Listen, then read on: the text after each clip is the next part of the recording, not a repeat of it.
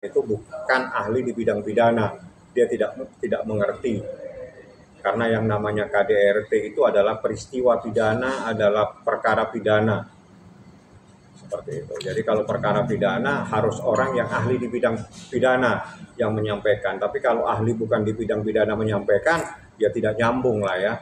Tidak ada korelasinya dan tidak mempunyai kapasitas seperti itu. Artinya dari pihak Baim sendiri soal boikot filmnya dia, saya nggak nambah, silakan tanya Baim sendiri. Besok kan Baim ada di persidangan, tanyakan aja. Nah, tapi untuk besok kan saksi-saksi dari pihak sebelah ya Bang? Iya.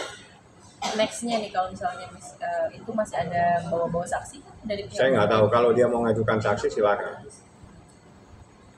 Nggak ada majelis hakim memberikan kesempatan yang sama. Kalau mau mengajukan saksi silakan, nggak keberatan. Jadi Bang, tidak ada larangan. Mungkin dipertegas bahwa benar nggak bahwa anak ini trauma dan bilang jangan di situ nanti dipukul sama papa, itu karena dia pernah melihat Mbak Im melakukan KDRT terhadap Paula atau gimana? Nggak ada KDRT. Kalau ada KDRT, logika seorang anak itu semuanya itu pasti nyaman kepada orang yang membuat dirinya nyaman. Ya, kalau memang pernah melakukan sesuatu, anak itu pasti tidak mau dengan orang tersebut. Logikanya, anak ini lebih nyaman, lebih tenang, lebih nyantai dan sebagainya kepada Mbak Im Wong. Terus, kenapa ini anak lebih suka di sini? Kan jadi pertanyaan. Tapi Bang melihat tidak ada unsur paksaan anaknya harus silakan, itu anak malah diantar kok. Anak itu dalam video yang ada sama saya, itu anak diantar. Setelah itu, Mbak Im pulang, anak itu ikut lagi. Dia tidak mau. Lah kalau tidak mau masa dipaksa? Kan tidak boleh dong anak itu dijadikan objek, harus dipaksa-paksa. Terus habis itu kirim ke sana, kirim ke sini. Kan bukan barang yang digojekin.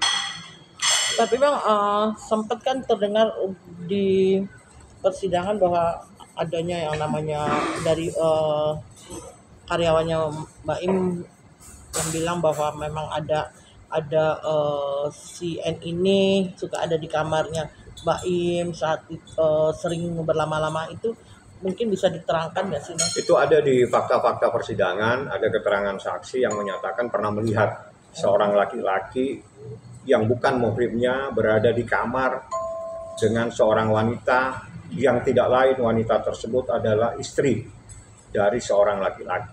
Artinya ada seorang wanita istri orang berduaan dengan laki-laki yang bukan muhrimnya di satu kamar. Itu menurut syariat Islam tidak dapat dibenarkan. Seperti itu. Berarti untuk anaknya sendiri ini Bang? Silakan, nggak ada masalah itu anak. Bagaimana caranya merayu anak itu? Anak itu jangan dipaksa harus diantar, digojekin lagi, antar sana antar kan enggak. Anak itu faktanya diantar, itu ada videonya mungkin. Itu anak dibawa, ayo kita ke rumah mama, diantar sampai sana, Mbak Im pulang itu pulang, nggak mau ikut lagi di sana. Kalau memang dia sayang kepada ibunya, cinta kepada ibunya, tidak trauma kepada ibunya, pada saat Mbak Im pulang, anak itu tinggal di sana, tidak mau diajak Mbak Im. Logikanya begitu kan? Ternyata tidak, di saat pulang ikut semua, tidak mau di sana. Atau mungkin dari Paula sendiri yang tidak dari Mbak Im sendiri yang tidak memberikan kebebasan mungkin ke anak-anak ini gitu, artinya kenapa sih Mbak Im harus ada di situ gitu loh? Ya nggak bisa dong. Kalau memang anak itu suka, ada siapapun di depan itu bukan masalah. Jadi jangan menyalahkan orang lain di saat Anda tidak mampu membuat anak tersebut nyaman dan tenang.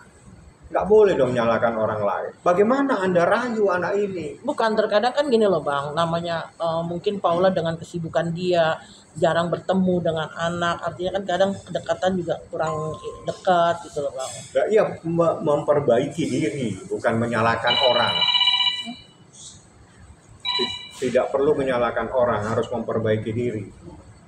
Dari pihak Bang Baim pun tidak pernah membatasi ya Pak? Silakan 24 jam dibuka, kalau mau datang ketemu anak-anak nggak dilarang. Tapi anak-anak kalau diajak tidak mau, jangan nyalakan Mbak Im Wong loh, kan seperti itu. Bang, menjelang Ramadan sendiri, Baim sendiri gimana Bang menyikapi dalam bulan suci Ramadan?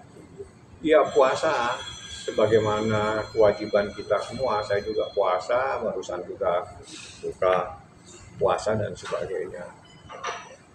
Bang, untuk anak-anaknya Bang Baim kan tadi trauma ya Bang, ada Ya itu berdasarkan hasil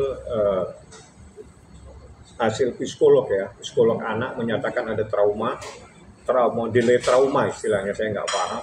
Dan akhirnya didatangkan seorang dokter untuk melakukan terapi menyembuhkan anak tersebut supaya kembali dia tidak trauma dan mau dengan orang tuanya. Kalau memang Baim itu niatnya jahat, dia tidak mungkin datangkan seseorang untuk mengobati anak tersebut supaya anak tersebut tidak trauma dan mau kembali dengan orang tuanya. Seperti itu logikanya. Berapa lama Bang proses buat penyembuhan trauma itu? Itu berapa bulan ya proses penyembuhannya. Ada dokternya dan dokternya juga sudah diperiksa sebagai ahli. Ada ahlinya itu 2 yang melakukan pemeriksaan psikolog, ada 1 ahli yang melakukan terapi penyembuhan trauma tersebut. Oke. Ya.